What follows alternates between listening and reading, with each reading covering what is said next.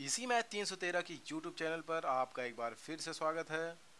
दोस्तों, जैसा कि हम लोग जानते हैं, अभी हाल ही में यानी कि 27 मई को डी ट्रिपल एस बी ने अभी एक नोटिफिकेशन जारी किया है जिसमें टीजीटी के कुछ पोस्ट हैं। उनके बारे में आज हम जानेंगे कि कितने पोस्ट हैं, क्वालिफ़िकेशन क्या है, एज क्या है, सिलेबस क्या है, एग्ज़ाम पैटर्न क्या है और उसका सिलेक्शन प्रोसेस क्या है और फॉर्म फिलिंग प्रोसेस क्या है। इसके बारे में हम डिटेल से आज जानकारी प्राप्त करेंगे। तो ये है, आइए देखते हैं। ये हमारा दिया हुआ है कि फॉर्म हमारा अप्लाई होगा किस डेट से, 4 जून से, और फिर फाइनल अंतिम डेट क्या होगी, ये होगी 3 जुलाई की। इसमें कितने पोस्ट हैं आइए देखते हैं। तो ये इसमें दिया हुआ है कि बंगाली के लिए सिर्फ एक पद है, और उसके बाद फिर ट्रेंड ग्रेजुएट टीचर इंग्लिश के लिए कितने पद हैं, 1029 पद। ये किसके लिए है, मेल कैंडिडेट के लिए। और फीमेल कैंडिडेट के लिए ये कितने पोस्ट हैं, 961 पद, वही इंग्लिश के लिए।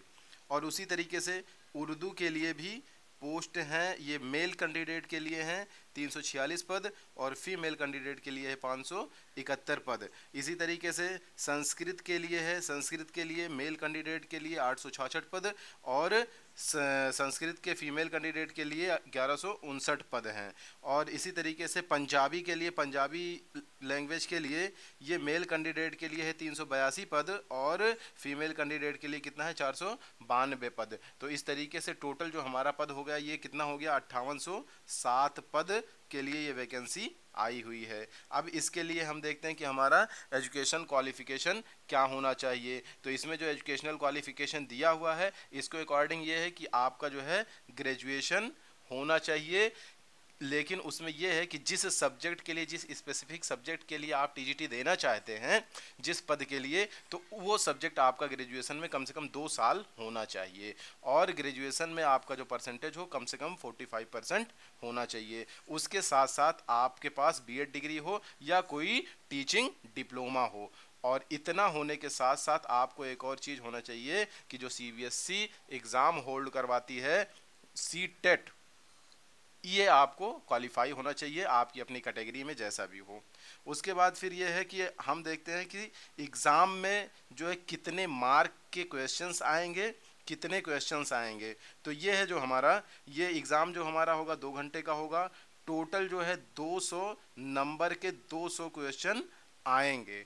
ठीक, 200 नंबर के 200 क्वेश्चन आएंगे। इसमें जो है 2 सेक्शन होगा, सेक्शन ए होगा और सेक्शन बी होगा। सेक्शन ए में क्या होगा, ये 5 सब्जेक्ट होंगे आपके।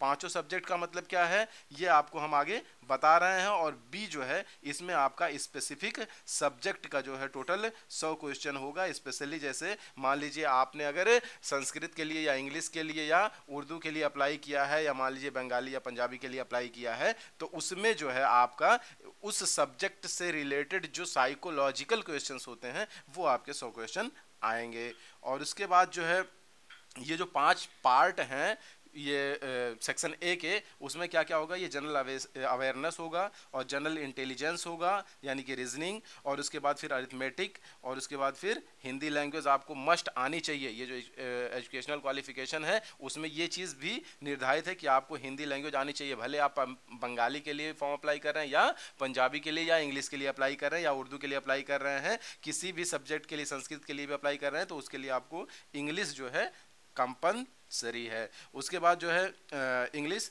लैंग्वेज भी इसमें रहेगी। तो टोटल जो है सेक्शन ए में जो है 5 टॉपिक्स, 5 सब्जेक्ट से क्वेश्चन आएंगे, और ये जो है 20-20 अंक के होंगे। तो ये 20 पंजे 100 अंक के टोटल क्वेश्चन आपके हो जाएंगे। आइए सेक्शन बी देख लेते हैं। सेक्शन बी आप लोगों को पता ही है कि ये सब्जेक्ट रिलेटेड क्वेश्चन होंगे। टोटल 100 क्वेश्चन का एक सेक्शन होगा, यानी कि जैसे ये सेक्शन ए, सेक्शन बी हमने बता दिया था, तो ये बी वाला सेक्शन जो है इसमें आ जाएगा 100 क्वेश्चन का।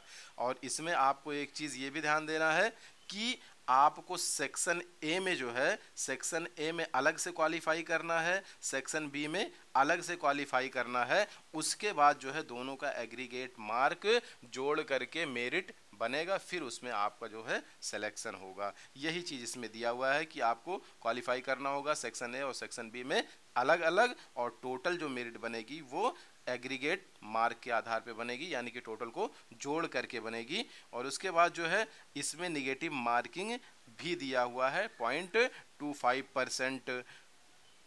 अब इसके बाद जो है एज की बात कर लें तो एज इसमें जो दिया हुआ है ये क्या है, बिलो 32, यानी कि 32 से कम होनी चाहिए आपकी एज। और इसमें दे रहा है कि आपको उसमें एज रिलैक्सेशन भी मिलेगा, लेकिन ऐसे लोगों को मिलेगा जो SC ST कैटेगरी में आते हैं उनका 5 साल है, और OBC कैटेगरी में जो आते हैं उनका 3 साल है, और इसी तरीके से जो PWD में आते हैं वो कितना 10 साल, और इस तरीके से 15 साल और 13 साल ये दिया हुआ है। इस नोटिफिकेशन को आप पढ़ लीजिए, और जो ऑलरेडी एक्स सर्विसमैन वगैरह हैं उनके लिए भी है। तो ये जो है एज रिलैक्सेशन इस बेस पर दिया हुआ है। तो ये इसको आप फुल नोटिफिकेशन से भी देख सकते हैं, जिसको अगर पर्सनली देखना हो तो। आइए देखते हैं नेक्स्ट जो दिया हुआ है हमारा, क्या दिया हुआ है कि एग्जामिनेशन फीस। तो एग्ज़ाम फीस जो है वो टोटल 100 रुपये होगा। इसमें ये दिया हुआ है कि जो शेड्यूल कास्ट के हैं या शेड्यूल ट्राइब है, यानी कि SC ST हैं या PWD एक्स सर्विसमैन है, इस तरीके के जो कैटेगरी के हैं उनको फीस पेमेंट नहीं करना है। और उसके बाद जो है बाकी लोगों को जो है फीस देना रहेगा, और वो जो है 100 रुपये निर्धारित है। उसके बाद जो है यहाँ पे आपको पूरी सावधानी के साथ फॉर्म अप्लाई करिए, और उम्मीद करते हैं कि आप के लिए यह वीडियो बहुत उपयोगी सिद्ध हुई होगी। और वीडियो अगर पसंद आई हो तो वीडियो को लाइक कीजिए, जो ज़रूरतमंद हो उनको शेयर कीजिए, हमारे चैनल को सब्सक्राइब कीजिए। मिलते हैं नेक्स्ट वीडियो में, तब तक के लिए जय हिंद दोस्तों।